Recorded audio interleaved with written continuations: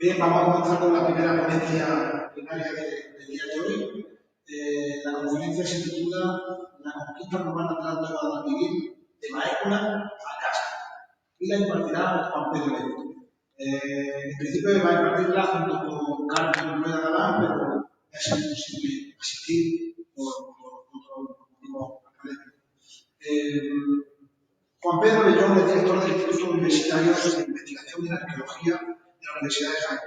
Su línea de investigación se centra en el estudio de la cultura ibérica y particularmente en el proceso de conquista romana a través de las líneas teóricas de la arqueología del conflicto, liderando proyectos de investigación como Baécula y Liturgia en nuestro país o Numistro y Metauro en Italia. Ha realizado distintas estancias de investigación en Catamarca, Argentina, Perugia, Poitiers, Matera, Atenas y sobre todo en Roma, donde estuvo contratado en la Escuela Española de Historia y Arqueología de Roma del CSIC durante 3 años. Ha sido beneficiario de un contrato Ramón y Cajal y en la actualidad es profesor titular de Arqueología de la Universidad de Jaén, formando parte de su comisión de investigación. Destaca la dirección del Proyecto General de Investigación Maécula 2006-2011, así como el proyecto Liturgia, Conflicto, Culto y Territorio 2012-2016. En la actualidad es IP de esos proyectos de investigación vinculados a esta área, en el Lanus Aurum y en el sitio de Liturgia. También es miembro de un proyecto internacional con la Universidad de Mendoza, Argentina, de Cuyo, Mendoza, Argentina. Su carrera profesional ha producido más de 130 publicaciones, muchas de ellas en revistas de prestigio: Quaternary International, Journal of Roman Archaeology, Archivo Español de Arqueología, Revista Studi Militari, Trabajos de Prehistoria, etc. Así como 6, 5 de ellos como editor científico. Ha participado en numerosos congresos, cursos y seminarios nacionales e internacionales, más de 80, y tiene experiencia en la organización de actividades de IVAs de país, incluso como director de varios congresos y jornadas científicas internacionales. Muchísimas gracias a Juan Pedro León por su participación y le dejamos que nos expliques, que nos hables de la conquista romana del Estado. Muchas gracias.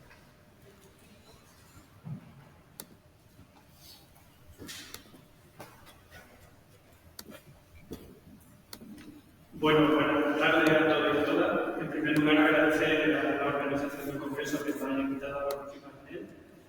Como llevamos además desarrollando esta línea de investigación, creo que es una idea estupenda, muy oportuna, muy transversal, porque normalmente nosotros trabajamos en un tiempo muy concreto, que es de la conquista romana, pero esto nos va a permitir tener una perspectiva histórica desde el punto de vista antropológico, etcétera, que yo creo que va a ser muy productivo. Enhorabuena también al Ayuntamiento de Jaén y a la Diputación por apoyar este congreso. Creo que, como ellos han dicho, en el marco de la provincia de Jaén y su patrimonio que está ligado al tema de los conflictos bélicos tiene todo el sentido del mundo. Además, con la ruta de los castillos y la batalla, pues claramente también.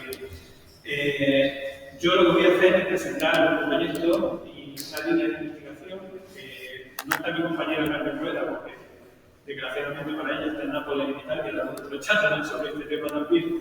Pero sí me gustaría dejar sentado en principio que es un trabajo colectivo, un grupo de investigación grande, y en el campo de la arqueología y en el campo de la investigación arqueológica de campo de batalla, uno o una solo no puede abordar esa investigación. Necesita muchísima gente para llevarla a cabo.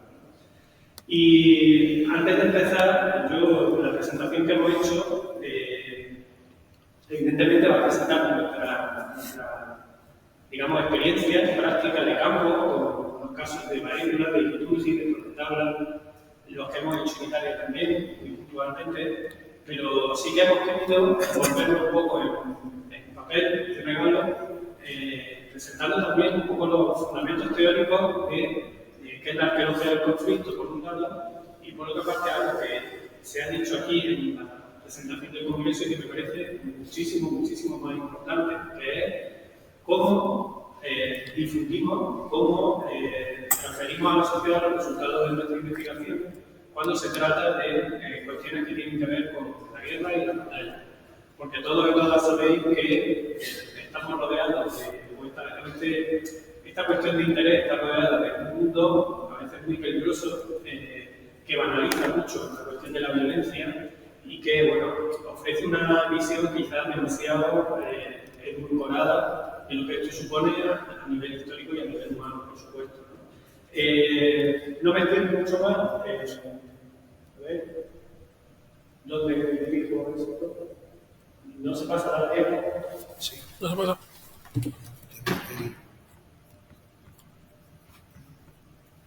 Así le daba al off.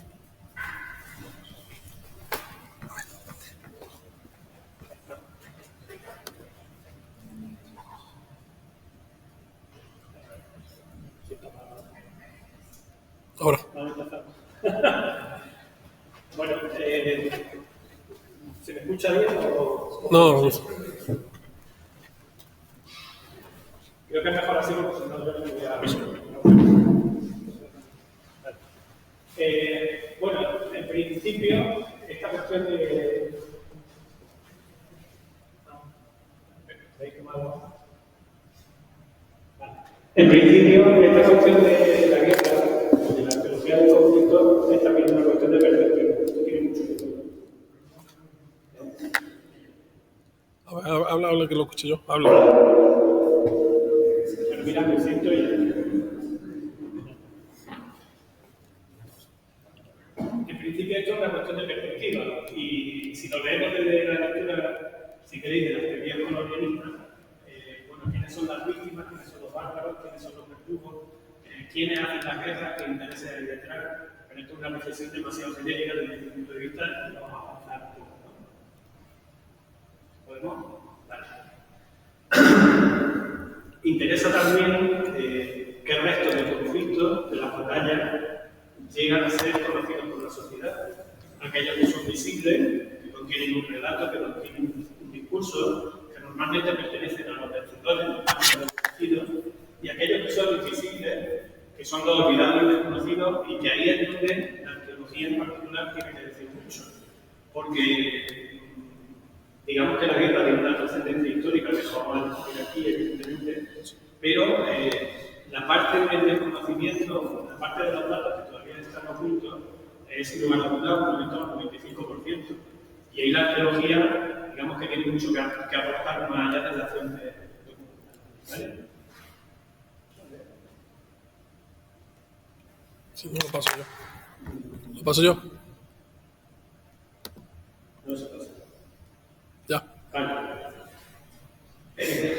Vivimos en una cultura que está completamente imbuida por la cuestión de la guerra, del conflicto. No sé qué tiene que ver unas toallitas de bebé con un niño con espada. Y esto de cuestiones de recreación histórica, que por aquí hay gente experta en eso, también tenemos que pedirlo, ¿no? Hasta qué punto nuestra sociedad tiene interiorizada esta cuestión desde la infancia. Pero es que si yo preguntase ahora, díganme una producción de película de Hollywood que no se resuelva con una gran batalla del universo universal luchando todos contra todos. Parece que es la única solución política y social que tenemos como especie hasta el momento, ¿no? Típico plano de una base de datos que supuestamente tiene registradas todas las batallas que se conocen a través de datos históricos de fuentes en el mundo, ¿vale? Evidentemente este incompleto, no es que Canadá sea pacifista, es que no hay fuentes. Y si nos vamos al mundo antiguo, entre el 500 antes de nuestra era y el 500 después de nuestra era, me parece que quedan 10 años vacíos en los que las fuentes no citan ninguna batalla en el mundo mediterráneo. El resto son años donde había conflictos, donde había guerras, donde había cuestiones que tienen que ver con esto de lo que estamos hablando, ¿vale? Bueno, desde el punto de vista de la puesta en valor, no cabe duda de que las guerras, como eventos traumáticos, desde el punto de vista social, fundamentalmente, generan espacios donde estas son musealizadas, ¿no? Donde estas son reproducidas. Son espacios de memoria, son también espacios de identidad. Nosotros tuvimos la oportunidad de hacer una estancia de investigación en Grecia y visitamos algunos de los campos de batalla pues, más significativos de la región de época antigua, ¿vale? Ahí tienen, por ejemplo, abajo monumentos funerarios que hay en la batalla de Maratón, el campo de batalla de Maratón. La musealización es esa. el túmulo donde enterraron a los atenienses que cayeron en la batalla de Maratón. No tiene más discurso y basta, quiero decir que es suficiente, ¿vale? Pero si nos vamos a las publicaciones, los griegos sostienen que tanto en Maratón como por ejemplo en Termópilas lo que hicieron fue defender a Occidente y al modelo democrático de la tiranía de Oriente a través de la monarquía, ¿vale? Es decir, hay discursos que tienen que ver con esta identidad que es tan interesante.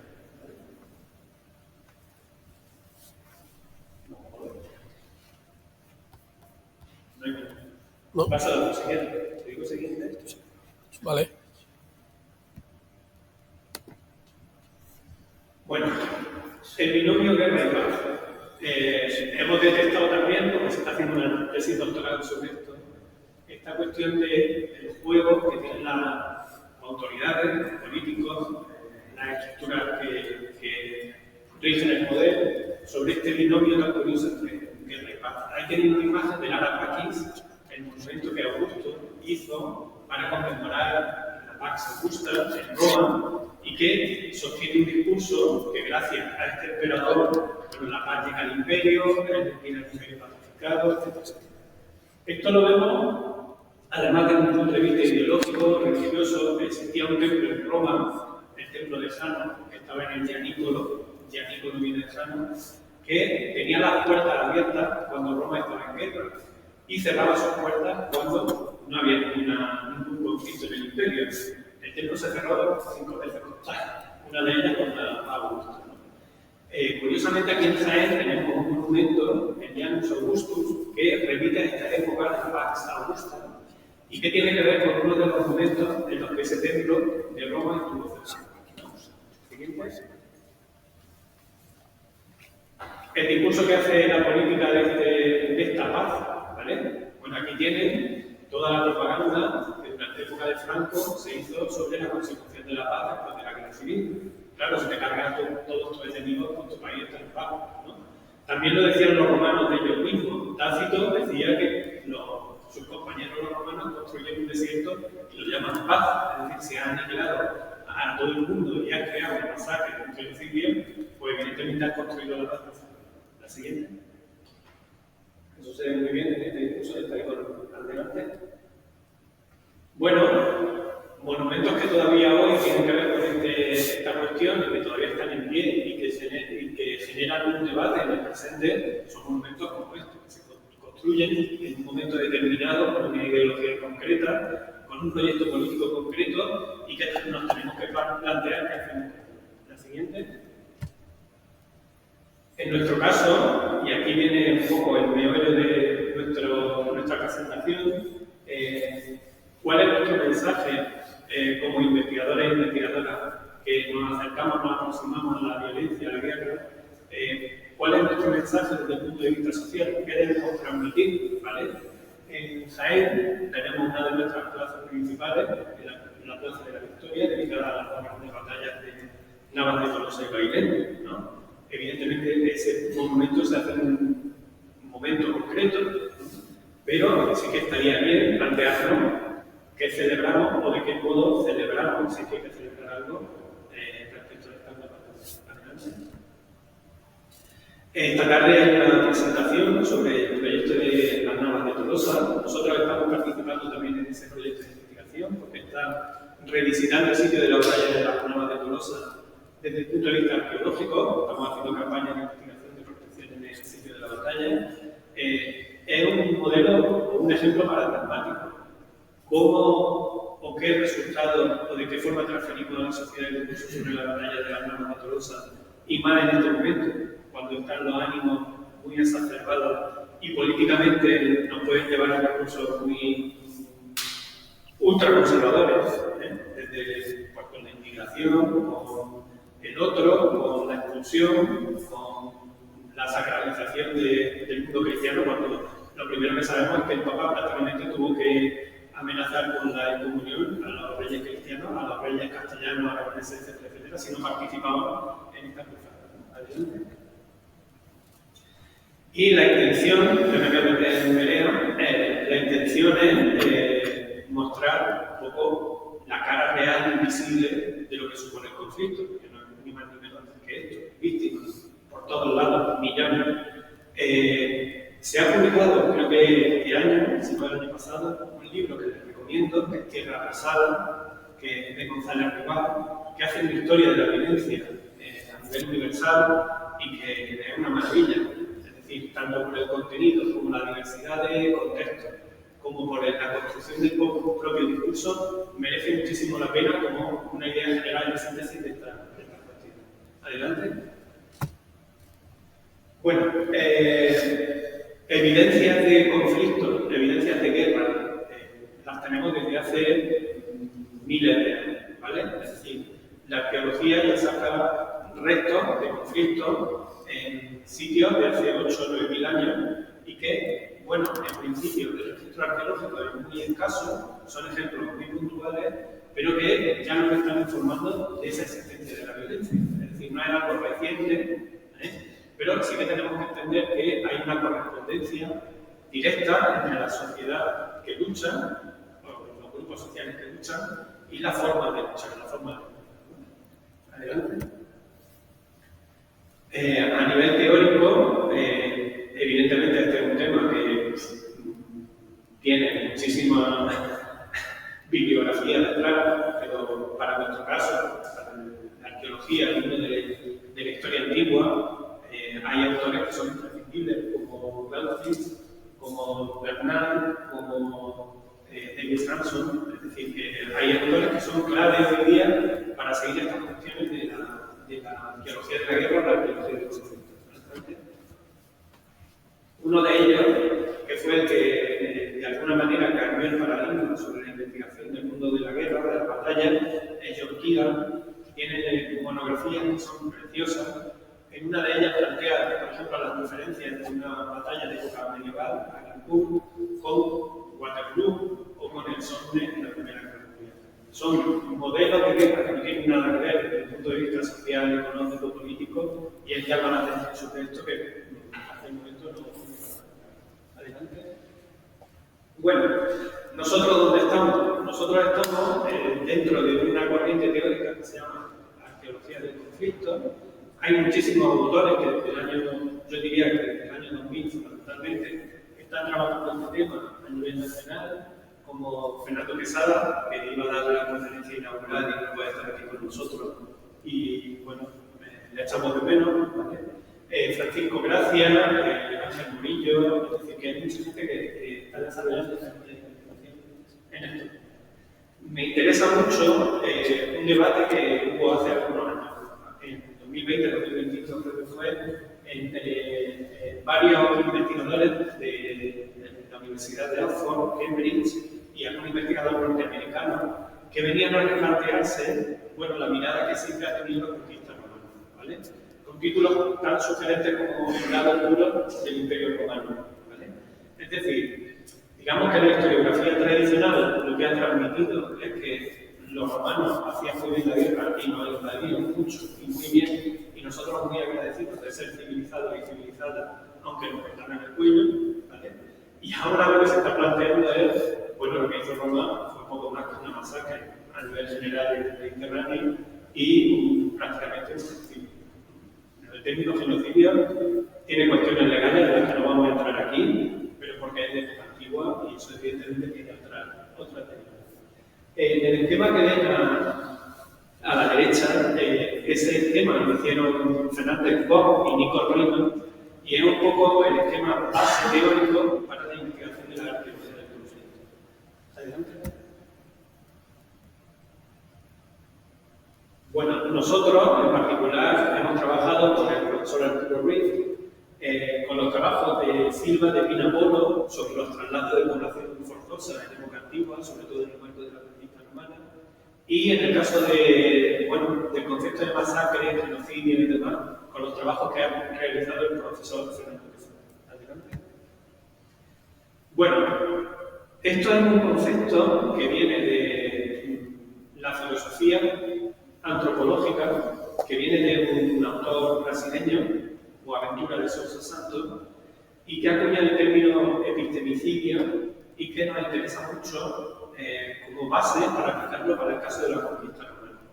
Viene a decir que hay la destrucción sistemática y la marginación de los saberes, conocimientos conocimiento y formas de interpretar el mundo de pueblo y cultura. Es decir, no es solo que una guerra, que un conflicto implique la pérdida de vida humana, pérdida económica, crisis demográfica, sino que un conflicto, una invasión, una conquista implica la pérdida de conocimiento, la pérdida de tradiciones. Es decir, se mata también el conocimiento, se mata la tradición, se mata la cultura. Y de alguna manera esto es lo que nos interesa reflejar en esta presentación también. Adelante. Bueno, en arqueología, ¿por qué es necesario investigar la guerra? Pues es fundamental para nosotros. Por supuesto, en nuestro caso en particular, partíamos de una premisa y es que aunque seamos arqueólogos y arqueólogas, nosotros no íbamos a ir en plan purista y decir no nos hacen falta las fuentes. Al contrario, hemos trabajado siempre con el uso y metodológicamente apoyados también en las fuentes. Eso que vaya bien. Pero, de alguna manera, la información que nos transmite la arqueología no es que sea ni mejor ni peor que la que nos transmite esta fuente, sino que nos aporta unos datos muy claros, muy directos, que normalmente, evidentemente, no vienen reflejados en esa fuente. Que la arqueología nos habla en el caso de una batalla de táctica, estrategia, armamento, logística y todo esto. Sí, evidentemente. Pero la arqueología también nos habla de las consecuencias de todo eso. Desde nuestro punto de vista, no podemos separar las batallas, que son escenarios espaciales y temporalmente muy puntuales, de las consecuencias que tienen esas batallas en procesos históricos a nivel local. Esa imagen es del Centro de Interpretación de la Batalla de Calcese, que eso está en Alemania, y lo hicieron con 6 millones de euros. Bueno, hay ventajas y nos gustó mucho porque también la arqueología de las batallas, del conflicto, normalmente dirigen el ojo de Saulo a la cuestión estrictamente militar. Bueno, pues detrás de todo el ejército hay una cuestión logística, de abastecimiento, que es muy importante también considerar la identificación. Siempre hago la misma broma, igual si ya me han oído, pues lo siento, pero imagínense en el caso de la batalla de Guadalajara, hace 2000 y pico años, en mitad de la campiña de Jaén, que 30.000 personas quieren cenar. Y al día siguiente también quieren cenar. Y no tienen ni Uber Eats ni nada por el estilo.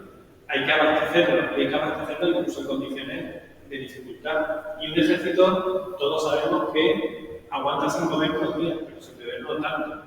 Y sin cobrar la paga mucho más, que es normalmente el argumento que se tiene para muchas otras cosas. Adelante. Bueno, en el tema de la arqueología, los campos de batalla se caracterizan por una serie de cuestiones, ¿no? Son contextos que temporalmente son muy breves. De hecho, algún profesor en Italia publicó en 2006 que para qué vamos a investigar la batalla de la antigüedad, si no se van a conservar restos, si duran días no vamos a encontrar nada, ¿no? Hoy ese mismo profesor está trabajando con nosotros en la batalla de Bretaña, ¿no? Es decir, que sí que se encuentran restos. Y hay que localizarlos, y hay que desarrollar metodologías que nos permitan localizarlos, ¿no? Normalmente no existen estructuras, es decir, como en el caso de Parícula y de otras tantas batallas, pienso en Bailén también, por ejemplo, que tienen un rango temporal muy distinto. Un campo de batalla normalmente se dura unas pocas horas, tampoco te dejan restos construidos en piedra, a no ser que haya apartelamiento de edificios que se han utilizado en la batalla, como pienso en Guatemala. Otra cuestión importante, las batallas tienen unas dimensiones gigantes y nosotros en nuestro país no tenemos dinero para investigar batallas del 100%. En Alemania también sí, nosotros no.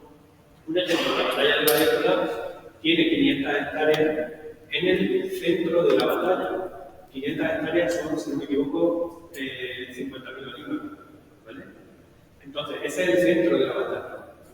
Si a eso ampliamos donde están los campamentos, por donde van las tropas y demás, son miles de hectáreas. Investigar sistemáticamente tal cantidad de espacio es inviable desde el punto de vista económico. Bueno, muy interesante también el qué materialidad que restos quedan de una batalla, porque ahora lo vamos a ver, materiales muy fragmentarios, porque entre otras cosas hay un proceso de limpieza de campo de batalla, de saqueo y de logística. Ese sería el punto, la imagen que ven a la derecha sería el punto de partida de un contexto de batalla. Los cuerpos están en el suelo, con toda su alza, con todo su pertrecho, pero a las 2 horas por allí va a empezar a pasar gente, incluso hasta desnudar los cuerpos. Todo es reutilizable, es decir, unos zapatos, unas botas, unas cartucheras, todo se puede reutilizar, todo es útil. Con lo cual, arqueológicamente, eso me lo están quitando a mí del registro, no lo voy a localizar. Y eso se produce en un proceso largo a lo largo de esto. Siguiente. Este es el diagrama que les digo, el saqueo y el botín se produce a poca hora y pocos días después de la batalla. Luego hay otro proceso, estoy pensando por ejemplo en Paécula o en Bailén. Si tú sabes que hay una gran batalla al lado de tu pueblo, tú vas allí a rebuscar en el campo de batalla. Y eso también quita registro, quita elementos que se puedan observar. Pero es que si ese campo de batalla era antiguo, a lo largo del siglo, los pastores, las personas que caminan por ahí, si se encuentran fortuitamente algo, lo van a retirar del campo de batalla. Llegan los años 80 y llegan los detectores de metales y no hay campo de batalla que se haya liberado de cuspodio. Cuando nosotros descubrimos el campo de batalla de Baécula en Santo Tomé y nos bajamos a celebrar un bar del pueblo, el camarero nos lleva a hablar y nos dijo que venir del campo cartaginense de allá arriba y llevamos varios años buscando el sitio. Él ya lo sabía, si nos hubiéramos tomado una cerveza, nos hubiéramos ahorrado varios años de trabajo. Bueno, y aparte del expolio que sigue a lo largo de la historia. ¿Cuál es la norma? La norma es que nos encontramos elementos de un tamaño muy reducido, elementos que no tienen los exponedores, fundamentalmente de hierro, pero que a nuestro nivel de estudio, para saber que es una lanza, me vale un trocito así o me vale la lanza entera, porque sé de qué parte está formando una lanza. ¿Y cuál es la excepción de todo esto? Lo siguiente. La excepción es que podamos encontrarnos una pieza como esta, que mide 40 centímetros, a 5 centímetros de la superficie, después de 2200 años, pues es extrañísimo que nos encontremos un pirus romano de época de Ciudad del III en los alrededores de Santo Tomé, después de toda la gente que ha ido pasando por ahí. Adelante. Bueno, aquí hay algunas publicaciones sobre esta cuestión de las masacres y el genocidio en época antigua. Adelante. Un plano con algunos de los sitios desde el punto de vista arqueológico más representativos de la arqueología del conflicto en esta época, más o menos antes del Imperio Romano, ¿no?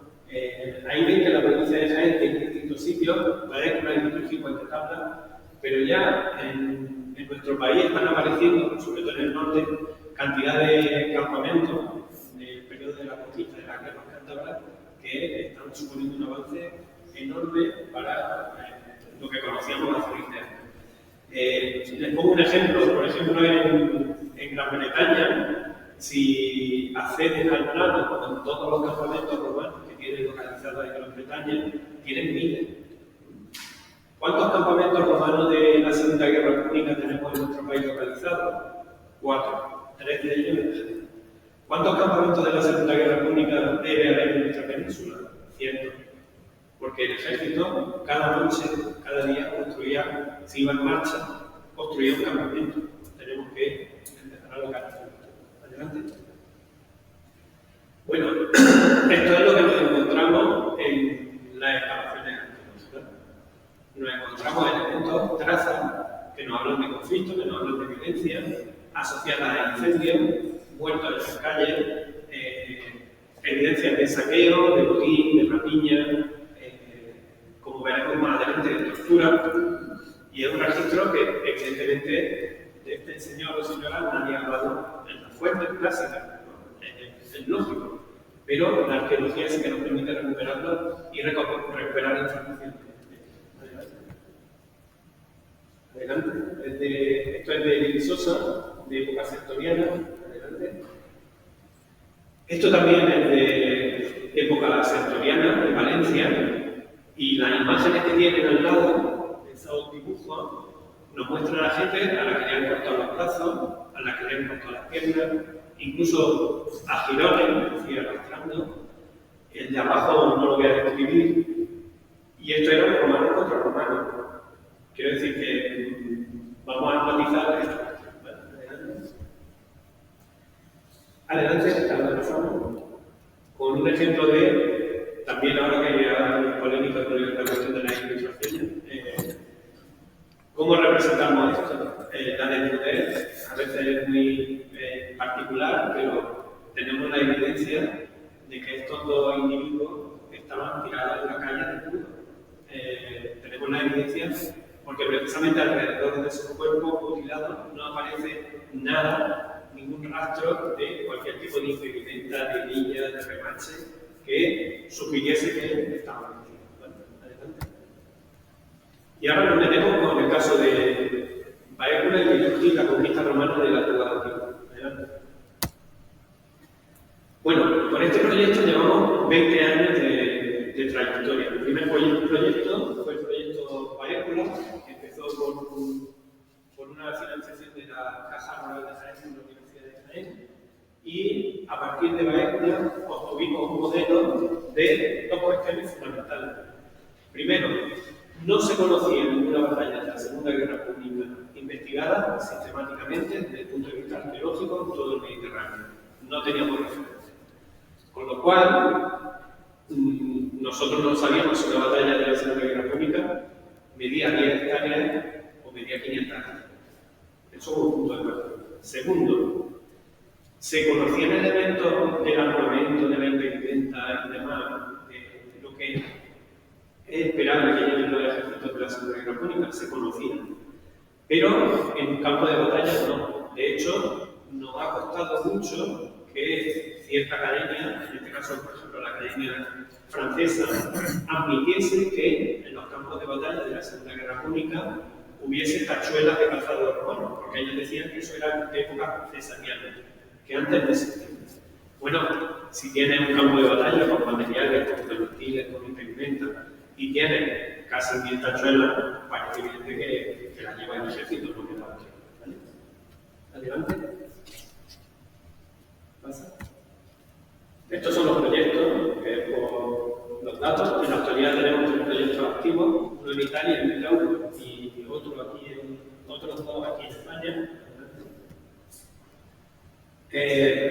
Evidentemente, dentro de la universidad, esto también tiene una derivada, que es la formación de otros investigadores, con tesis doctorales, que la están haciendo sobre esta cuestión. Ahora se ha activado otra tesis doctoral que tiene que ver con esta cuestión de cómo se pone en valor el patrimonio que tiene que ver con el conflicto. ¿Vale? Adelante. Nos interesa mucho comprender la vinculación entre la metodología que nosotros aplicamos y los procesos históricos y sociales que se asocian a la batalla, pero desde la perspectiva arqueológica, sobre todo una cuestión de metodología. Adelante. Bueno, en varios puntos a nosotros nos interesa reflexionar sobre cada cambio de posicionamientos teóricos y estratégicos. Nosotros buscamos la batalla de Baécula en sitios donde jamás hubiera estado, porque era una cuestión de tamaño. Ahora que sabemos cuánto mide una batalla, cuando nos vamos a Italia y buscamos la batalla del Metallo, sabemos cuánto tiene que medir un campo de batalla.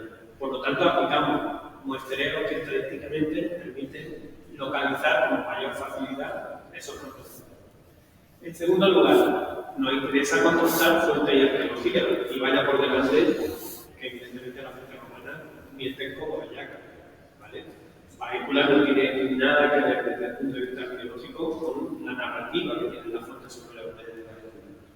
Y Liturgia, el asedio a la ciudad de Liturgia, tiene muchísimo que ver con lo que nos narran las fuentes romanas, porque lo veremos, nos describen una masacre de la ciudad que le cortan el cuello a mujeres, niños, etcétera, etcétera, y hemos oído y el dato arqueológico te dice que en efecto que fue eso. ¿Vale? En tercer lugar, ensayar métodos de protección y análisis de materiales tendentes a determinar las posibles peculiaridades. Un proyecto lo dedicamos a contrastar y comparar materiales que nos encontramos en campos de batalla de la Segunda Guerra Pública con materiales de asedio a ciudades de la Segunda Guerra Pública. ¿Son iguales? No son iguales. En Baécula no encontramos armas que tienen que ver con asedio a la ciudad. Son armas distintas. Hay armas que son iguales pero hay otras que son completamente distintas, con lo cual ayudamos a caracterizar ese tipo de proyectos. Adelante. Aquí tienen un ejemplo de los escenarios, en este caso, la batalla de Baécula. Aquí está la ciudad, en el ópio de la Comunidad, al lado del río Guadalquivir, y aquí tienen el escenario completo de la batalla. Aquí el campamento cartaginés, aquí el campamento de Escipión, y el camino que siguió la tropa romana para desplegarse y atacar al campamento cartaginés. ¿Vale? Y finalmente, esto que tienen aquí es el campamento que construyen los romanos después de la batalla, que lo hacen en el mismo sitio porque estratégicamente les conviene. ¿De acuerdo? Todo esto que tienen aquí es la materialidad del asedio de Liturgia y de otro sitio del que vamos a hablar, que es Puente Tablas, que está a 4 minutos. Adelante. Y este es el esquema de nuestro proyecto, que por cuestión de tiempo no voy a hablar de él y pasamos a adelante. Ahora vamos con el caso de Baécula. ¿Sigue? Bueno, ahí tienen alguna imagen de elementos que tienen que ver con imágenes que tienen que ver con la cuestión metodológica. Nosotros, todo el registro de todos los materiales que son más de 9.000 puntos, los tenemos integrados en un sistema de información geográfica, que no es más que cada punto que controla en el campo, le da un atributo primero, que es las coordenadas con precisión centimétrica, y después de eso ya le ponen los apellidos.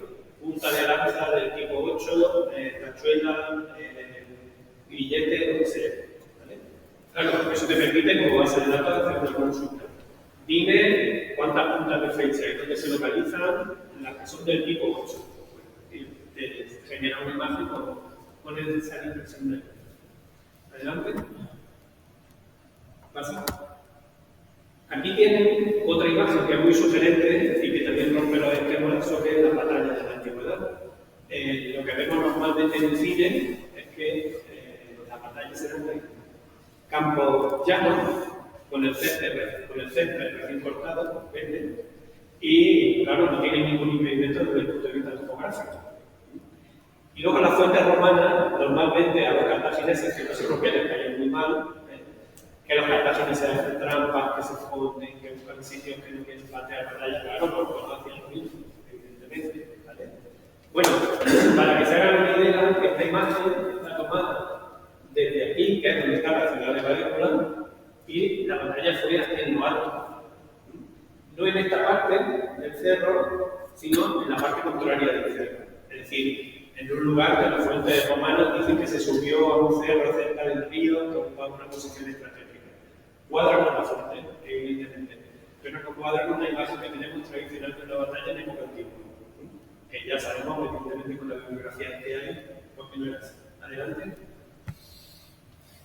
Aquí tienen todos los muestreos que hemos realizado, todas estas líneas son transeptos del muestreo. Ven que están muy bien trazados y es porque en Jaén tenemos una ventaja, que son los olivares, y nosotros seguimos las camadas de los olivares para hacer los muestreos. El otro día le preguntaba a una alumna, dice, cuando no hay oliva, claro, tienes que plantarlo con GPS y eso te lleva una inversión de tiempo tremenda.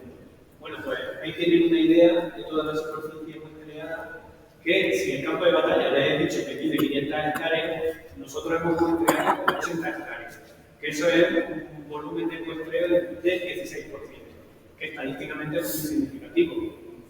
Significativo es a partir del 2%, con lo cual hemos superado todo. Aquí tienen algunas ilustraciones de recreación del campo de los campamentos, en este caso cartagineses, de Antípatris. Y por supuesto, con herramientas de visualización, también es importante saber cómo eran los campos de batalla, qué vegetación tenían, era una vegetación densa y espesa, con lo cual eso te limita desde el punto de vista táctico también. Y bueno, ubicar los escenarios. El registro de materiales a nosotros nos permite decir, ya hemos visto la cuestión de las tachuelas, por dónde camina el ejército, pero nos permite distinguir entre horas de la batalla. Es decir, en el caso de los lanzadores de proyectiles de onda de plomo, sabemos que se pusieron en una zona, lanzaron proyectiles y al ratillo se cambiaron a otra zona y lanzaron proyectiles. Es decir, tenemos evidencia de unos tiempos muy cortos. ¿Vale? Adelante. Esta es la dispersión de materiales en todo el campo de batalla y, bueno, pues el propio tipo de materiales ya nos indica cuestiones muy interesantes. La práctica ausencia de armas de lucha cuerpo a cuerpo. La abundancia, por el otro lado, de armas arrojadizas, de proyectiles. Y esto ya nos está hablando de que la batalla no fue mucho menos como la contaron los romanos. Roma viene a decir que hay un campamento de Escipión y un campamento de Acuba. Y que cuando el romano se decide a atacar, llega prácticamente a las puertas del campamento cartaginés. El ejército cartaginés sale a formarse, casi que no le da tiempo, y que cuando llegan los romanos pretenden atraparlo, haciendo una maniobra de pinza sobre esa formación. Es una mentira muy gorda, porque Acuba huyó y escapó de esa batalla. Si la batalla hubiera sido como la describen las fuentes, hubieran masacrado al ejército de Acuba. Porque un ejército en huida, como pasó en las navas de Tolosa, es el ejército más débil que hay. Lo masacran. En cambio, Acuba huye con lo mejor de su ejército y con el botín de guerra. Es interesante. Entonces, Fernando Quesada propone que la batalla de Maestro fue una acción de retaguardia reñida. Esto viene a significar que la maniobra de huida estuvo muy controlada por el general cartaginés y en cuanto vio que los soldados romanos, los legionarios, salían del campamento, él puso en marcha su maniobra de evasión y por eso no lo pillaron. ¿Cuál fue el error táctico de Escipión el africano? Pues que la distancia entre el campamento cartaginés y el campamento romano era de 7 kilómetros. Le dio tiempo al ejército de Acuba a huir. ¿Vale? ¿Cuál es la pregunta que todavía no sabemos responder a nivel de hipótesis? ¿Quién se quedó en lo alto del cerro aguantando al ejército romano? Porque evidentemente alguien quedó allí. Monteros de las Baleares, jinetes de unidad. Hay una tropa que se queda. No sabemos si lo que hacen es prometerle que se va a volver por otro lado y que no volver al ejército romano. Quedaron aquí que ya venimos y con lo cual sacrificó a parte de ese ejército para permitir esa. Adelante. Bueno, aquí algunas imágenes de materiales: pilu, pilas de época romana, jabalina, probablemente del ejército númida, con telas de lanza, puntas de flecha de muchísimas tipologías. Adelante. Balas de onda de plomo, dardo de hierro. Estos elementos son chisqueros para encender fuego, los legionarios los llevaban. Otro tipo de proyectiles, espuelas, gunlight, amuletos. Esta es una línea que queremos desarrollar también. Hay un libro sobre conflicto que es una maravilla, creo que se titula El miedo. La gente en las batallas tiene miedo. Los que no tienen miedo están muy locos. Entonces, quizá este tipo de elementos que tienen que ver con la infancia y la juventud, que son elementos que tienen que ver con cuestiones de pensamiento ideológica y demás, quizá los soldados las llevan porque quieren sentirse protegidos con elementos que ellos tienen desde la infancia. Bueno, encajes de coraza, anillos de hierro, adelante. Por ejemplo, en el caso de las balas de onda, hemos hecho análisis de isótopos de plomo que nos dicen de qué minas están sacados el plomo de ese proyectil. Nos dice que son del norte de Túnez, de Cartagena, de la Unión de Grecia, del centro de Italia, de Linares de la Carolina. Es decir, que conocemos la procedencia de muchos de estos metales. Las monedas que hemos localizado en el campo de batalla de Baécula, hispano-cartaginesa, todos pensábamos que cuando le hiciéramos este tipo de análisis de isótopos, todos pensábamos que esas monedas tendrían de Linares de la Carolina. Ninguna. Todas vienen de la zona del norte de Huelva. Y otra cosa, de momento, que sepamos, en el distrito de Linares, en la Carolina, en la zona minera que conocemos, evidencias de explotación minera anterior a la época romana no tenemos. En la edad del cobre sí, pero de época ibérica del siglo IV III, de momento no tenemos ninguna explotación minera localizada. ¿Tienen que estar? Sí. ¿Por qué? Porque hay elementos como los esbotos de bronce que están en los santuarios que necesariamente requieren una explotación minera.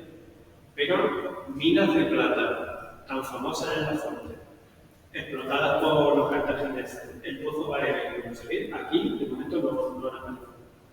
Bueno, aquí tienen un esquema de un ensayo que hicimos desde el punto de vista metodológico con un material que los expoliadores no quieren, que son las tachuelas de la calina de Romano, y que, como les decía anteriormente, nos permitió hacer un muestreo que nos permite averiguar muchísimas cosas. Aquí está el campamento cartaginés y aquí está el campamento romano. Nosotros lo que primero localizamos fue el campamento cartaginés. Y aquí tienen todos los puntos en rojo con tachuelas que había en el entorno del campamento, en el campo de batalla. Nosotros lo que hicimos fue desandar el camino que hizo el ejército romano. Todas las parcelas que ven aquí, esto es terreno, en azul, son parcelas con muestreos negativos, ahí no hay tachuelas. ¿Vale? Y todas las que tienen rojas por aquí tienen resultados positivos. Ahí sí había tachuelas. Lo que hicimos fue ir por aquí hasta encontrar el campamento de Escipión Africano.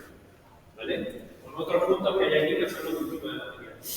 Bueno, si yo le pregunto al software cuál es el camino más fácil, de menos coste, para ir desde el campamento romano al campamento cartaginés, el software le da esta línea amarilla. ¿Vale? Y en cambio la arqueología me dice que no siguieron esa línea amarilla. La arqueología me dice que siguieron esta línea. ¿Vale? ¿Por qué? Porque pretendían no ser recto.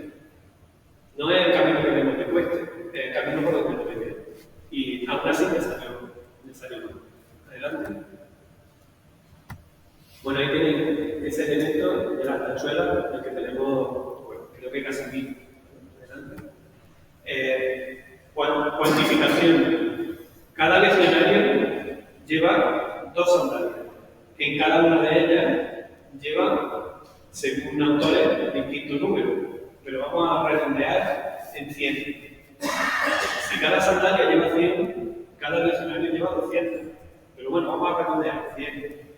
Si hay 25.000 por cálculo, hay un montón de tachuelas del campo de batalla.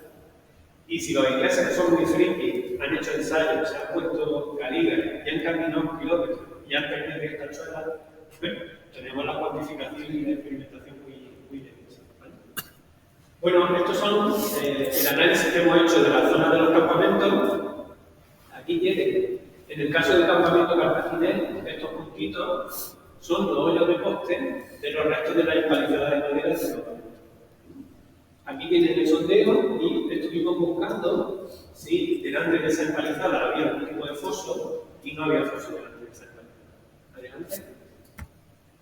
Hay un trabajo de un investigador inglés que se llama Dobson, que se llama No Holiday Camp, es decir, no hay campo de vacaciones, y que nos cuenta cómo cuando los legionarios romanos están en su campamento de invierno, no están tumbados viendo TikTok, estaban ensayando cómo se hacían campamentos.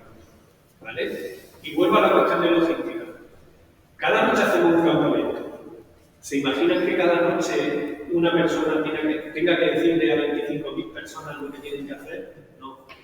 Cuando alguien toca trompeta, tú sabes que tú te vas a hacer madera, tú te vas a poner las tiendas, tú te vas a construir el lager de la fortificación, tú te vas a buscar piñas para encender la lumbre. Claro, lo tenían muy ensayado. Ganaron la guerra con una preparación increíble. Bueno, aquí tienen la imagen aérea de ese campamento cartaginés, todavía se conserva la huella del campamento en el parcelario del sitio. Esta es una imagen de la fotografía aérea del año 56. Esto es un plano del campamento cartaginés y del posterior campamento romano. Decidió cuando pasa la batalla, ¿no? Todos esos puntos que tienen ahí son clavos de las tiendas de campaña y son cerámica de importación de finales del siglo III. Son cerámica que viene del centro de Italia, de Sicilia, de la zona de Campania, que eso a finales del III no puede estar en otro sitio sino en un contexto de finales de la Guerra Pública. Adelante. Aquí tienen la evidencia, sobre una diapositiva, la evidencia que estamos localizando en Italia. En este caso, de los dos escenarios que hemos investigado. En este caso, es la batalla de Nuistro, y aquí tienen los escasos elementos que empezamos a registrar, y en concreto estábamos localizando, o creemos que estábamos localizando, el campamento de Aníbal justo el último día de Cartago. ¿Vale? ¿Por qué tuvimos que abandonar este proyecto? Y así nos reímos un poco. Por los perros pastores de la zona del sur de Italia. Son rebaños que andan sin pastor, que andan con perros pastores de derecho y de alto, y que en más de una ocasión nos atacaron. Entonces, tú pides un proyecto para estar máximo 20 días de campaña en Italia y 10 días no puedes entrar para estar en un derecho, eso es inviable desde el punto de vista de la justificación económica del proyecto. Entonces nos tuvimos que ir por una cuestión logística con el proyecto de investigación. Y aquí tienen en Metauro, la batalla de Metauro, que nos ha interesado por una cuestión. Aníbal, Aníbal Barca, el hermano de Aníbal, luchó en Baécula en el 208 a.C. Tenemos los materiales de la batalla, sabemos cómo son, sabemos lo que nos tenemos que encontrar en Italia. La batalla de Metauro fue en el 207, un año después. Entonces, nosotros tenemos que localizar materiales que sean iguales que los demás. Y ya estamos empezando a encontrar tachuelas, blandes y proyectiles. Y eso de la campaña del último año. Adelante. El caso del puente Tabla, que es un sitio que hay, un lobby ibérico que hay aquí en lo de Jaén. Adelante. Bueno, esta es una imagen aérea del lobby. Se ve muy claramente la línea de la fortificación. Se ve la zona de excavaciones. Este sitio se está excavando desde los años 80, 40 años de investigación. Y esos 40 años dejan muy claro que el sitio se abandona en el siglo III a.C. A finales del tercero se abandona. Claro, ellos cuando investigaban en los años 80 no estaban investigando la guerra púnica. No daban una explicación al abandono del sitio. Ahora ya sabemos por qué. Adelante. En este punto de aquí, en la puerta norte, es decir, una puerta en la fortificación de la ciudad, adelante, hemos localizado un pequeño asalto a este sitio. Todos estos puntos que ven aquí son restos materiales de ese asalto que, como ven, son iguales a los que nos estamos encontrando en Baécula y en Turquía, en Metauro, en Nuistro, etc. ¿Vale? Es un ataque a pequeña escala. Necesariamente para asediar o para asaltar una ciudad, puede llegar a una negociación y decirle, chicos, abandonáis, llegamos a un punto de negocio y no tenemos que atacar, o hacer un ataque que suponga la destrucción de la ciudad. ¿Vale? Adelante. No hemos encontrado materiales tan interesantes, una figura que, bueno, tiene el nombre de un procónsul, Publius Manlius, pero que creemos que no podemos decir que es Publius Manlius que es el procónsul y que probablemente es otra cosa. Adelante. El caso de la ciudad de Liturgia. Adelante. Bueno, las fuentes nos dicen que en el caso de Liturgia, que digamos que la destrucción sistemática de las ciudades no es la tónica general del proceso de conquista romana, entre otras cosas porque asediar y masacrar una ciudad desde el punto de vista táctico es complicado. ¿Vale?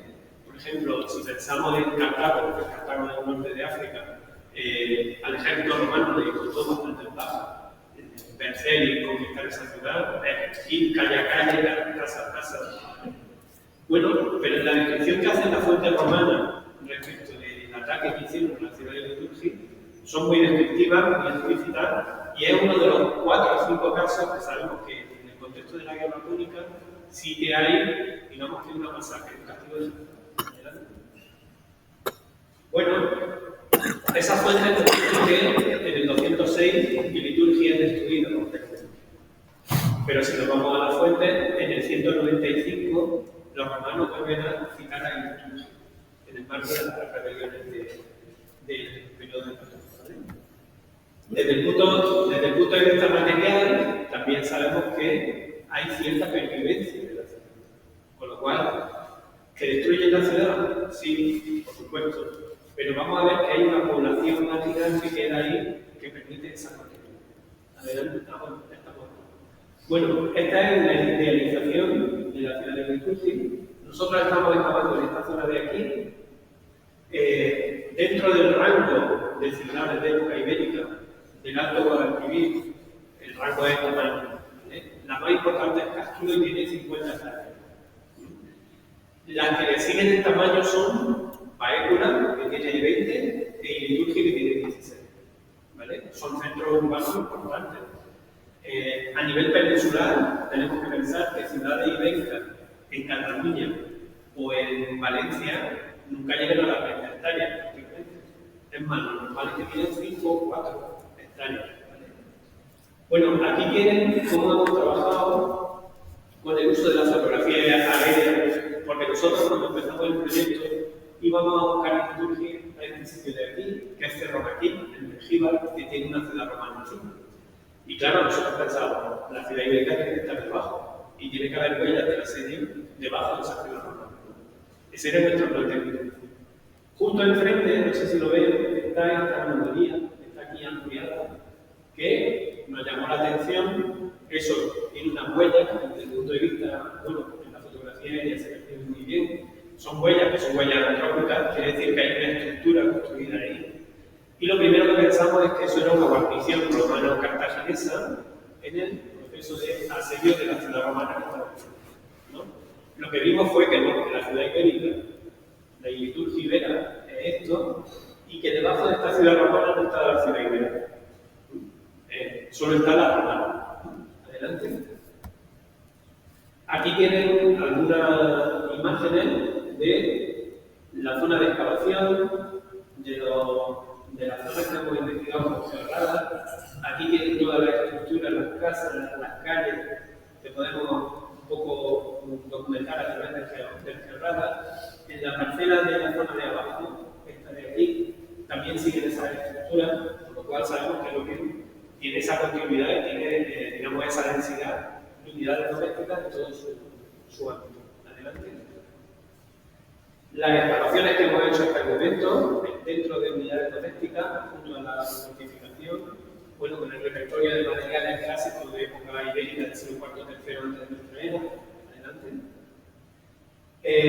La documentación de la fortificación con torres y bastiones que se conservan hasta 3 metros de alzada, es decir, que están en algunos puntos muy bien conservadas, bastiones que se parecen, que son casi iguales a los de Puente Tabla, en lo que hemos hablado anteriormente. Adelante. Elementos que nosotros, en principio, no nos planteábamos que apareciesen, han aparecido. Delante de este gran bastión que hay aquí, que es esta excavación que tenemos aquí, una torre enorme, bueno, nos han aparecido 2 fosos defensivos que nosotros no nos esperábamos documentar en el sitio de lo que es Liturgia. Aquí ven la torre y aquí ven el sondeo con el foso que va por aquí y un segundo foso que va por aquí. ¿Vale? Adelante. ¿Qué nos interesa de estos fosos? Pues que son fosos que se construyeron en el marco del ataque económico a la ciudad. Son fosos que probablemente construye la población que está siendo atacada. Con lo cual nos quita también la imagen de que los iberos, poco más que resistieron en la conquista de la ciudad de una forma muy pasiva. Al contrario, fueron activos y veremos cómo de una forma distinta. Ahí tienen un proyectil de una catapulta, de un infogólogos, de una balista, que lo encontramos en uno de esos. Adelante. Y cosas que pasan el primer año de excavación en una zona al norte de López, en esta zona de aquí, perdón, de aquí. Hicimos unos sondeos probatorios y localizamos una estructura que al final interpretábamos en su momento como una falsa. ¿Vale? Claro, cuando luego en el otro sitio no han salido los fosos y por georradas sabemos qué trayectoria tienen, esto nos está diciendo de que la gente estaba construyendo, creando el foso y lo tuvo que dejar sin terminar. ¿Vale? Es decir, están fabricando el foso para defenderse, llegan los romanos y la obra se queda ahí. ¿Vale? Adelante. Ahí tienen toda la dispersión de materiales que tienen que ver con el ataque, con el asedio a Inutut. Adelante. Particularmente nos interesan esto, si se acuerdan, distinguíamos entre materiales de campo de batalla y materiales de asedio. Estos proyectiles, que son pilas catapultarias, son lanzados con Scorpion, maquinaria de torsión. ¿Vale? Solo hemos localizado este tipo de proyectiles en este punto de aquí, en esta zona de aquí. Topográficamente, esa zona de ahí tiene una de las torres más grandes y el acceso con mayor facilidad a la ciudad a través de este llano que hay aquí. Por aquí en la curva de nivel es una zona pronunciada y por aquí en la curva de nivel es una zona pronunciada. Hemos hecho con un software un sistema que nos permite localizar dónde pusieron los romanos los escorpios para lanzar el ataque. Otra vez volvemos a los ingleses, que han estado construyendo ese tipo de maquinaria, que han ensayado y que nos dicen que son efectivas entre un rango, evidentemente, porque más cerca más efectiva, pero cuidado con la puntería, pero a 200-300 metros dejan de ser efectivas. ¿Vale? Bueno, aquí tienen estas líneas verdes que son desde cada una de esas puntas que no hemos encontrado aquí, el software te dice hasta aquí llega a 200 metros. ¿Vale? A 200 metros llegan hasta aquí. Y a 300 metros llegan hasta aquí. Lo que pasa es que esto ya está en un lado opuesto, con una pendiente distinta, no venían en el sitio. Con lo cual, con toda probabilidad, las catapultas, los escorpios estarían puestos aquí, atacando el frente de la torre de acceso probablemente a la ciudad de Inutut. Adelante. Los glandes de plomo nos hablan también de estas cuestiones de diferencia entre campos de batalla y asedio. Este es el calibre que también localizamos en un campo de batalla, ¿vale? Con un peso medio de, vamos a ponerle 40 gramos. Pero hemos localizado otra serie de glandes de plomo que pesan 100-110 gramos. Estos están creados específicamente para lanzarlos a la fortificación y limpiarlos de parapetos. Es decir, gente que está escudada le lanza un proyectil con un peso muy grande y están destinados a despejar esa defensa. Adelante. Bueno, ¿qué nos interesa, como hemos dicho antes, desde el punto de vista de la arqueología, la fuente? Nos interesa. Nosotros hemos investigado varias cosas. ¿Qué nos aporta la arqueología que no nos dijeron la fuente? Pues primero, que Asdrúbal no hizo la batalla, que Asdrúbal planificó muy bien dónde ponía el campamento, que Asdrúbal controlaba visualmente todo el campo de batalla, que los romanos hicieron muy mal en poner el campamento a 7 kilómetros, que los romanos cuando salieron del campamento, los cartagineses ya hicieron su maniobra de huida con toda seguridad. Es decir, nos hablan de cuestiones que, gracias a la arqueología, podemos decir con cierta objetividad que están ahí, están en la zona, ¿vale? Aparte de la presencia de otro tipo de tropas, en línea general, ¿vale? Por no liar mucho. Lo que les decía de Inutut, contrastar entre fuente y arqueología. La arqueología nos está mostrando detalles que las fuentes no nos cuentan. Primero, las fuentes no nos hablan de que los romanos llevaban artillería, escorpiones y catapultas. Eso las fuentes no nos cuentan. Y es la primera vez de la que se tiene constancia del uso de artillería por parte del ejército romano en Inutut.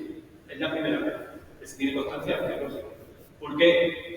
Cuando los romanos saquean los almacenes que tienen en Cartagena, los cartagineses se encuentran, y lo dice Polibio, se encuentran con no sé cuántas catapultas, no sé cuántas balistas, etc. Los romanos, ¿qué hacen? Utilizarlas en el asedio marítimo, ¿vale? ¿Qué tipo de máquinas de guerra son? Pues para este tipo de asalto pensamos en una medida de entre 3 metros y 3 metros. ¿Cómo se traen esto desde Cartagena? Pues como dos muebles IKEA, con una llave de Bunch y tornillos Phillips, ¿vale? Las traían desarmadas y las montaban cuando tenían que pintar, ¿vale? Bueno, ahora pasamos a la cuestión de la posguerra y voy a hacer 5 minutos. Dale, chiquillos. Venga. Bueno, pasa, venga, voy a sacrificar. Bueno, tenemos constancia del saqueo de los almacenes de la ciudad de Bahía. Si tienes un ejército y tienes los almacenes de una ciudad llena, te llevas todo lo que hay en el almacén. Pasando. Ahí tienen la evidencia del saqueo con restos de ánforas y demás en el campamento de Cipiano. Pasamos.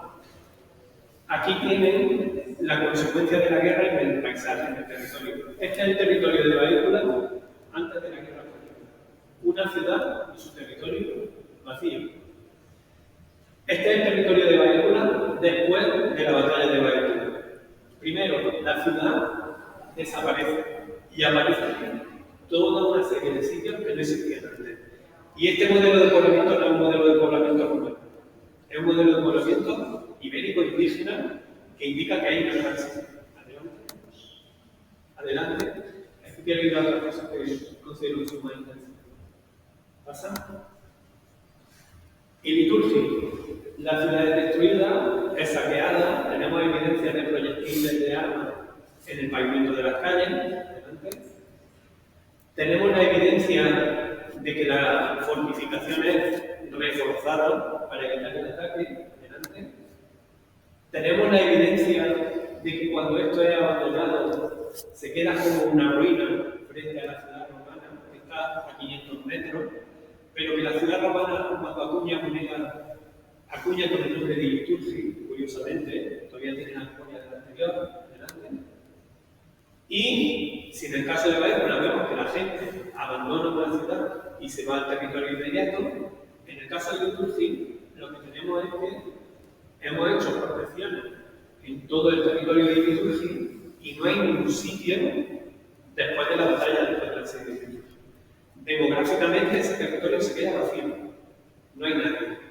Es un modelo distinto al de Baícula. Adelante. ¿Qué pasa con Fuente Tabla? Hay dos tipos de contextos arqueológicos. Uno que todos conocen, Pompeya, que te deja las cosas puestas en la cocina y te tienes que ir, ¿vale? Y hay otro contexto arqueológico que es, algunos que seguramente conocen, cuando van al campo y visitan un cortijo que lleva tiempo abandonado y que no queda nada, no quedan muebles, no queda nada, ningún tipo de restos, son habitaciones vacías. Pues te hablas paso de eso. Abandonan el sitio, pero de una forma no súbita, no inmediata. Abandonan el sitio de una forma programada. De hecho, se llevan hasta las vigas de los tejados de las casas. Con lo cual, es un abandono que es planificado. Y ya es distinto a Liturgi y ya es distinto a Baícula. Adelante. Bueno, pasamos esto que es muy importante. Rápido. Y vamos hacia el mensaje que, desde nuestro punto de vista, debemos dar de toda esta cuestión del conflicto. Hay otros protagonistas. No solo son soldados, hombres y legionarios. Y les pongo un ejemplo. La visión general que tiene la gente sobre el mundo de las batallas, si han visto la película de 300, la de Termópilas, son hombres recién salidos del gimnasio con unos abdominales impresionantes y que son hombres guerreros y demás, pero ¿dónde están los otros y las otras protagonistas de la batalla? ¿Vale? Otro ejemplo, nosotros tenemos un vídeo hecho sobre el asedio a la ciudad de Liturgia en el centro de interpretación, que les recomiendo que vayan a verlo, y la protagonista que cuenta la batalla es una anciana ibérica de 60 años, no es ni Escipión, ni Asdrúbal, ni ninguno de estos protagonistas clásicos ni el mundo antiguo. Es una abuela. ¿Vale? ¿Qué nos han dicho en otro centro de interpretación que vamos a crear en un futuro inmediato? Que la batalla de Baícula no la va a contar un abuelo. ¿Por qué? Porque lo esperado es que le cuente un chico recién salido del gimnasio con mucha testosterona que viene, te corta el cuello y le agradece que te civilice. Ese mensaje hay que dejar de transmitir. ¿Vale? Adelante. Bueno, pues gracias a los ilustradores estamos vamos reproduciendo esa serie de escenas que tradicionalmente no se tienen en cuenta en el mundo académico con ese diálogo entre el presente y el pasado. ¿Adelante? Esto tiene que ver con una portada de New Yorker con la guerra de Ucrania, que tiene que ver con esa imagen que nosotros hicimos antes del abandono de la ciudad de Baecula tras el ataque de las tropas romanas. ¿Vale? Adelante. Y ¿vale? Tiene que ver con esa imagen que nos la traemos al presente y es que son siempre, constantemente, los elementos que son olvidados cuando te pones a investigar las cuestiones militares. Es decir, ¿qué es importante táctica, estrategia, técnica, logística? Por supuesto. Pero si se lee el grito de tierra arrasada, ese que les mencionaba al principio, si echamos cuenta de los millares de personas que han sufrido la guerra con hambre, violaciones, muertes, traslados, etcétera, etcétera, pues yo creo que hay que ponerlo en la función matemática, ¿no? Bueno, la cuestión del epistemicidio. Bueno, según la historiografía tradicional, ¿cómo se produce ese cambio entre ganan los romanos, se van los cartagineses, quedan los guerreros? ¿Vale? Bueno, autogobierno, pacto con las élites locales, es decir, los romanos no son tontos y utilizan a la aristocracia ibérica locales para que sigan administrando el territorio. Ellos no tienen capacidad ni efectivo desde el punto de vista humano ni militar como para, digamos, que establecer un sistema de administración de un territorio recién conquistado y más cuando la guerra todavía sigue. La primera fase de esa conquista se llama en la historiografía la fase predatoria, que tiene que ver con lo primero que te interesa después de conquistar un territorio es conseguir el botín o conseguir aquellos recursos que económicamente son más significativos. Por ponerle un ejemplo muy claro, las medias, las minas, ¿vale? Y luego en una segunda fase entramos en controlar la escuela y la universidad, ¿vale? Adelante. Esto es lo que se nos ha transmitido también desde el punto de vista historiográfico tradicional, no estoy diciendo ahora, ¿vale? Ni en los años 80 ni siquiera. Se nos ha transmitido que los romanos eran muy guay porque eran capaces técnicamente de tener un ejército estupendo, que sí, eran muy guay porque tenían unas explotaciones mineras con unas técnicas estupendas, que sí, pero no nos olvidemos que masacraban a la gente, ¿vale? Y siempre traemos a colación la película que todos ustedes saben, pero que nuestros alumnos ya no conocen, que es La vida de Brian, que han hecho los romanos con nosotros, ¿vale? Y en esa famosa escena empiezan a decir los acueductos, nos han traído las leyes, nos han traído la policía, y al final el diálogo termina diciendo, nos han traído la paz. ¿Recuerdan al principio lo de la paz, no? Bueno, pues el líder del movimiento para la liberación de Judea dice, vete a cagar, ¿vale? ¿Ok? Por no decir otra palabra. Adelante. Bueno, ¿dónde va toda la gente que sale de Baecula, que sale de Iturgi, que sale de Puentetabla, que sale de otros sitios de la provincia de Jaén, que sale de Montevideo? ¿Por qué no planteamos que son utilizados como esclavos en las explotaciones mineras que ponen en funcionamiento romano? Por eso, ¿vale? Y vuelvo a la fuente romana para que no vean que no hay una sostenibilidad en esto.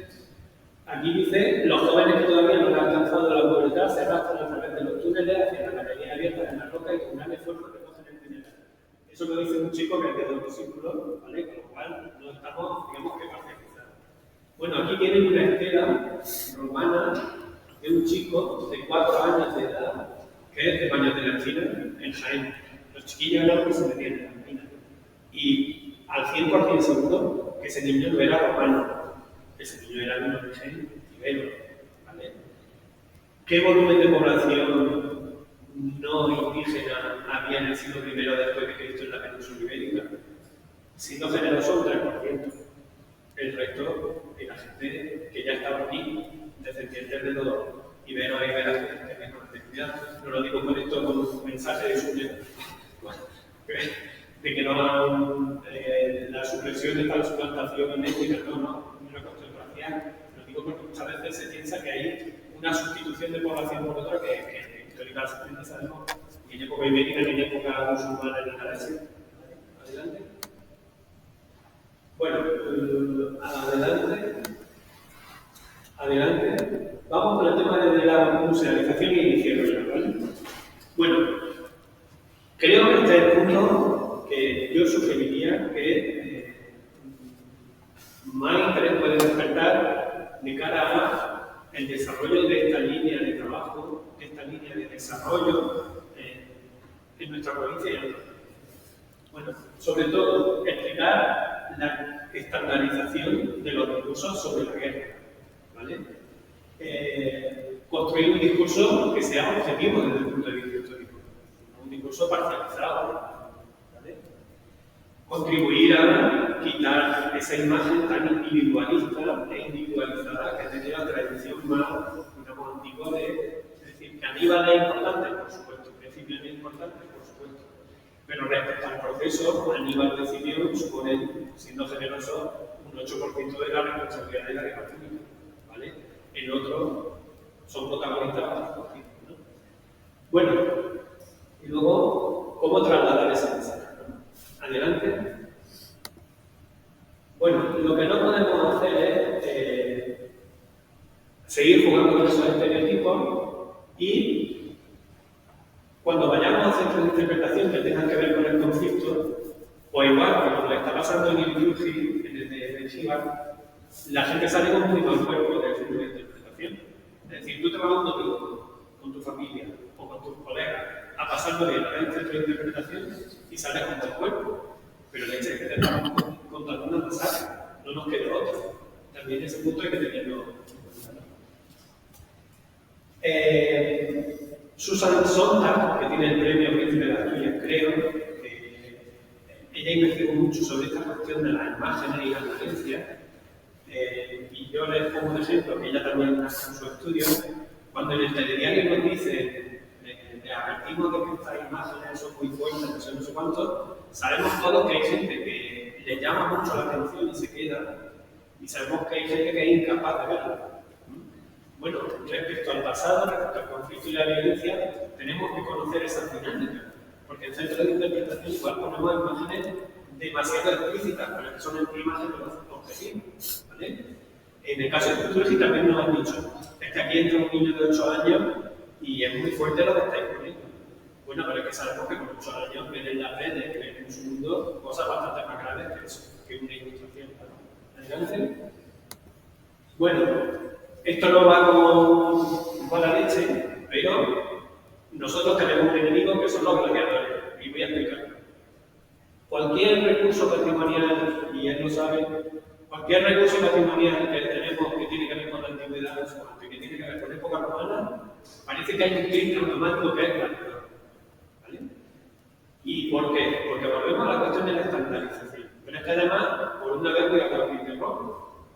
Roma no es solo los gladiadores. Roma es una sociedad bastante más rica, compleja y diversa que los gladiadores.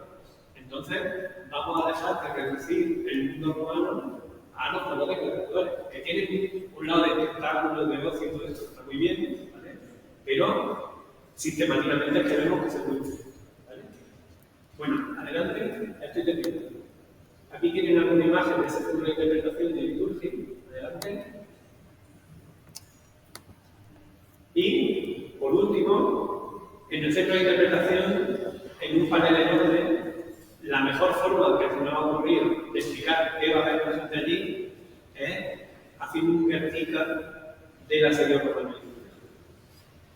Viendo este cuadro, la gente sabe de qué le estamos hablando. O se creen ustedes que lo saben. Porque está lleno de gente de bachillerato que no sabe lo que es la técnica. Porque no le da tiempo a ver el tema. ¿Vale? Con lo cual, tenemos a la entrada un guiño a la vida de Brian, seguido de un guiño al Guernica, y ya estamos descontextualizados porque la gente de bachillerato no sabe ni quién es Brian ni quién es Guernica. ¿Vale? Bueno, en esta imagen pueden ver, con ese ambiente propio de Guernica, una prueba romana que sale en la moneda clavada en el pecho de un caballo, que sale en la moneda romana de Liturgy, el símbolo de Astarte, único, proyectiles, ¿vale? Que son proyectiles que hemos localizado arqueológicamente. Es un ambiente de casa, interior, doméstico, dentro de una ciudad. Esta imagen es de una de las piezas arqueológicas más conocidas del siglo XVIII, que son los bronces de Maquis, con lo cual también es protagonista. ¿Vale? Bueno, el mensaje está claro. La siguiente. Acabamos de hacer esta, que es de Baile, Santo Tomé, que está al lado de Quesada, de donde era Zabaleta. Y hemos buscado al mismo ilustrador y le hemos dicho, al estilo Zabaleta, cuéntanos el abandono de la ciudad de Baile. Y ha hecho esta imagen tan chula que recuerda un poco a la autora-institución que también hemos visto. Adelante. Y por último, desde el punto de vista de la difusión, nosotros estamos armando con un itinerario del Consejo de Europa que se llama la Ruta de los Fenicios, en el que están Santo Tomé, Mengíbar, Jaén, Castro. Estamos armando un itinerario que se llama el Camino de Aníbal, en el que ya están, digamos que filmando y entrando distintos sitios de España, Francia e Italia para construir, bueno, pues, un producto turístico que tiene que ver con todo esto de la guerra púnica y con toda esa interrelación que pone el Mediterráneo. Adelante. Como dice esta persona que ha escrito este libro, que lo vamos a utilizar hasta la salida, que es Blair, en la contraportada del libro, dice, he aquí pues la historia de la descomposición de una familia, de la deshumanización de un pueblo, de la desintegración de un territorio y de una península de las casas vacías. Frase que queremos poner en la utilización de la batalla de Baile, que viene al pelo con lo que pasó al territorio de Baile. De esa forma conectamos historia del arte, identidad de la provincia y mensaje histórico trasladado de un tiempo a otro, pero de una forma. Así que nada, muchas gracias.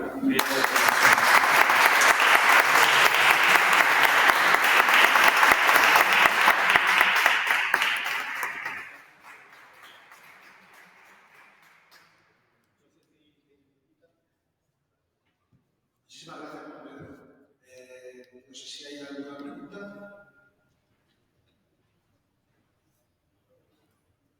Sí, por ahí.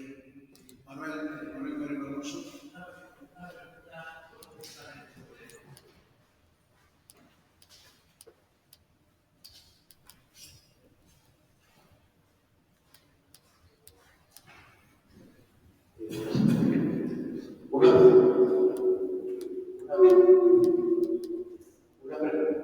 Una pregunta concreta sobre, supongo, alguna batalla que haya estado muy bien estudiada, contrastada entre las fuentes literarias y las fuentes arqueológicas, como puede ser, por ejemplo, el Fondo del Oro. Entre las excavaciones de ese tema y los estudios actuales, ha habido cambios grandes, verdaderamente, y una observación a lo que has dicho, verdaderamente se ha podido aquí un poquito por el tema de las cazuelas en 560 años. Bueno, lo que yo sé de Troya a nivel arqueológico es que todavía tienen dificultades para identificar la ciudad relativa al relato médico con la ciudad, digamos, con la fase arqueológica de las excavaciones. Evidencia de la guerra de Troya, de Ilíada, desde el punto de vista arqueológico no hay ninguna. En cambio, por poner un ejemplo, en Termópilas sí que hay puntas de proyectiles dispersas en el Museo Arqueológico Nacional de Atenas. Es decir, que dentro de lo que es Gilsanig, en la parte de Troya, dentro de las excavaciones que se han realizado, que yo tenga constancia, no hay evidencia de un asalto, de una tecnología que pueda parecerse, bueno, a la edad antigua que pudiera vincularse con el episodio de la Ilíada. Igual aparece un tiempo, ¿no?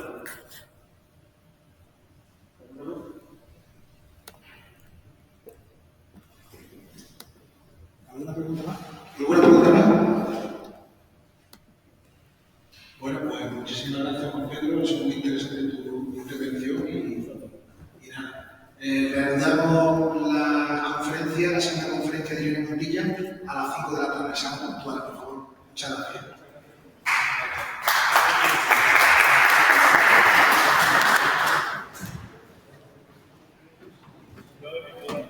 acceso.